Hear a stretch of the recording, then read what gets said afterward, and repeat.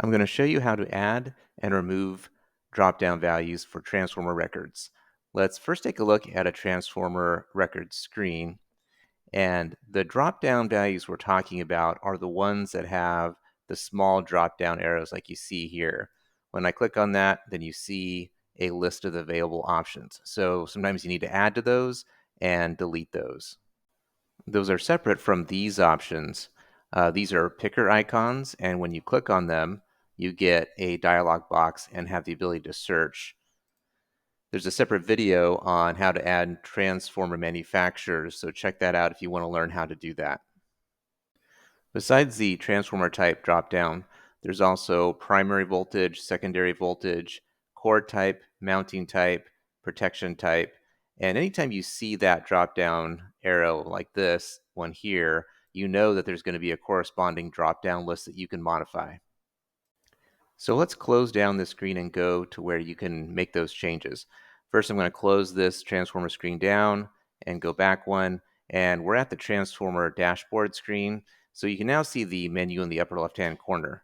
You'll click that, and notice you'll have a number of options here. But when I click in this section here, where my cursor currently is, then it gives me a new set of options. At the bottom of that list is drop-downs. So click that, and that'll take you into the drop-down section. This shows all of the drop-downs that are available for editing within OpenPoint. To find the transformer ones, just click in the search box in the upper right-hand corner and type in transformer, and you'll get a list of the ones that apply to the transformer record screen we were just looking at. Now, if I click on one of these, let's click on primary voltage here, you'll see that there's one option in the list.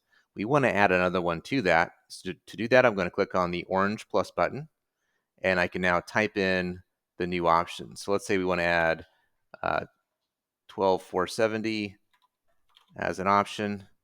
And usually I put them in the drop-down option and the description. You can add a more descriptive option here for the description text box if you want. It's up to you. When you're done, you can just click on the Save button, and you'll see that was added to the list. So now when I go back to the transformer record itself, then you'll see that it should appear. So I'm going to transformers, and I'm going to pick one of these here, go into the attributes, and click on edit. Let's go back to primary voltage, and there's the new option that we just added. We can also delete items from the list. Let's go back to where we were. I'm going to discard my changes here, and we're going to go back to that drop-downs option, and going back to the primary voltage, and it's showing me the two ones, including the ones I just created.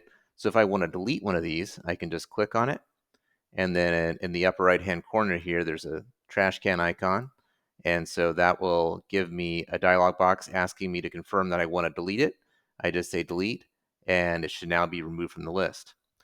That pretty much covers all the steps for adding and removing drop-down values for transformers.